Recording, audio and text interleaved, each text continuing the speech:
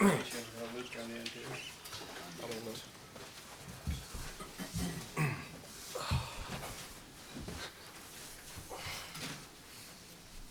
We continue our Game 2 news conference with representatives from Tennessee. Joining us left to right, head coach Tony Vitello, student athletes Chase Dolander and Luke Lipsius. Coach will make an opening statement, and then we'll go into questions for all three. Please raise your hand, and we will call on you, Coach.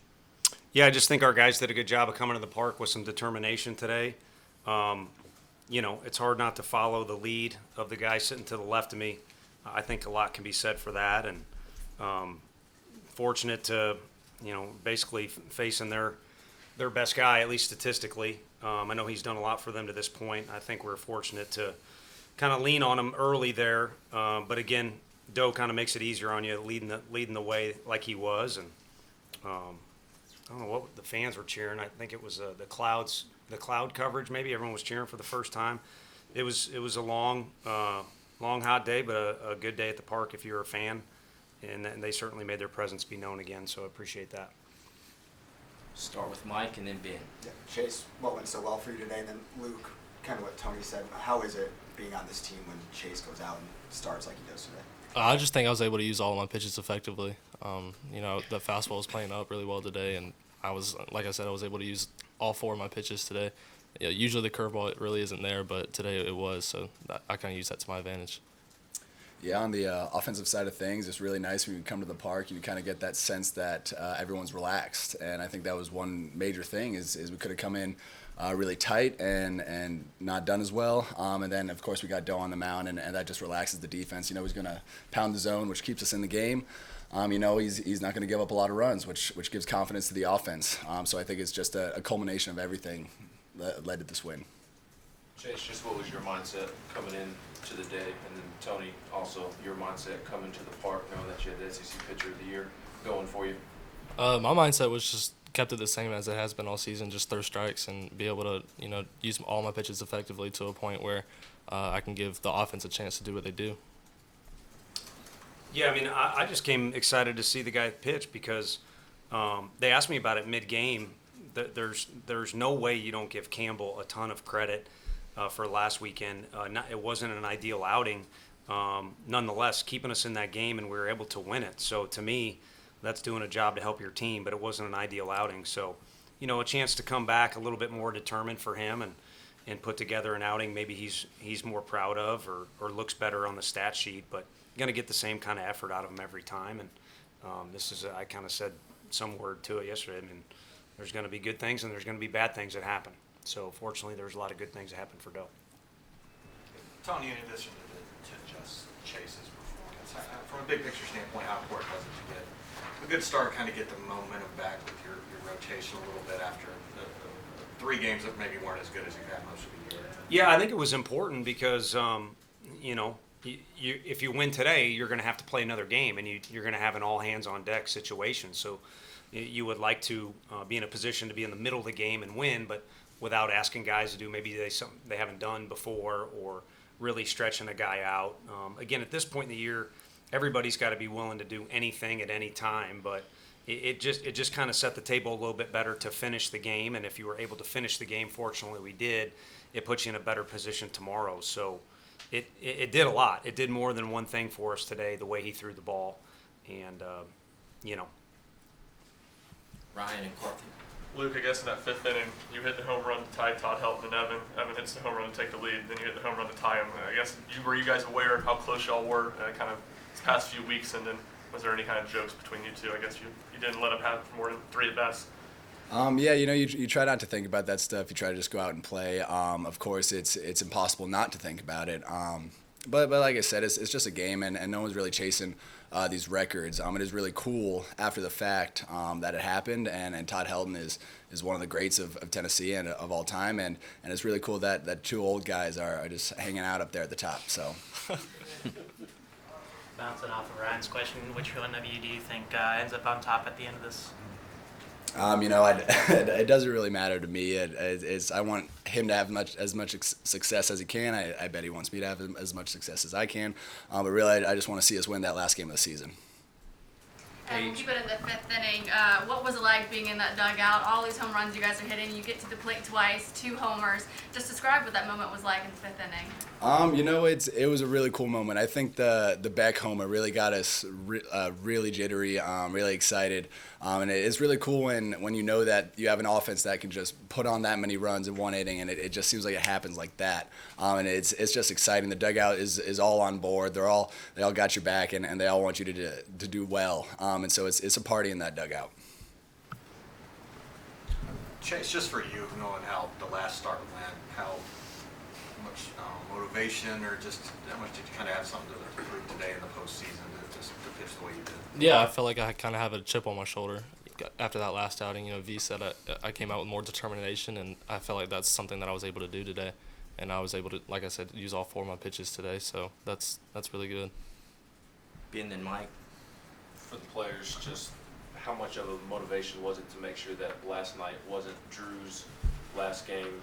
And then for you, Tony, just how excited are you that it wasn't Drew's last game as well? Yeah, well, I mean, it's tough when you don't have your spark plug in the lineup, but we knew that he was rooting from wherever he was, and he had our back. But it was we just wanted to see him play again, and I think he's going to come out with a lot of energy. I think the crowd is going to go absolutely berserk when he gets that first AB, but it's going to be fun, and we do it for him. Yeah, I mean, I'm just being honest. I know you will. I can't put that into words. You can come up with something if you want, but I can't. Pitching plan tomorrow. I mean, I assume kind of Burns, Beam, and Sewell are kind of probably those top guys on the table. Yeah, I'm not sure what they're going to do, but I think they would answer the same way. Where both teams are fortunate to have options. A lot of times you get to this situation and maybe you don't feel that way. Maybe you got a guy to start the game, but you're low on options. And I think we're both fortunate, and I think probably every team in the country, if you get to this point, you have options. And then also similar for, I don't mean to speak for Notre Dame, but also us, it's kind of all hands on deck. So you got to do whatever you got to do. So that's what it'll be for us, and we'll figure out who will have the first inning. But again, all hands on deck, and we'll do whatever we think is best. Joe and Reese. You guys had any interactions with Drew since the end of the game? Yeah, he came out and was a part of things at the end. Just what we got going on itinerary wise tomorrow. He had to watch the game away from the stadium, so I don't know where that location was. But I was the guy that had to tell him he had to leave after he ate breakfast with the team, brunch, whatever it was. That was fun. I got the look that other people on the field maybe have gotten before, so I feel your pain. Reese. Chase, how much is your rotation kind of hand the baton off to each other? Now that you pitched so well today, how do you feel? What's your message, I guess, to the next guy, whoever it is pitching? Just to keep on their routine and stay at what they've been doing all season. No matter who it is tomorrow, it all comes down to just throwing strikes and being a competitor. That's all really I think these coaches can ask of us, and if we do that, I think we'll be in a good place. Coach, do you think it gives you any sort of advantage that obviously you guys were able to advance past the Super and Regional last year? What it takes to win on this stage. Indy hasn't been past this round in 20 years. Do you think that gives you any sort of an advantage going into tomorrow, winner take all game? I think going into the weekend it does because, and I'm repeating what I said during our press conference, it kind of gives you a vision of how it'll go and maybe some things you would or would not do.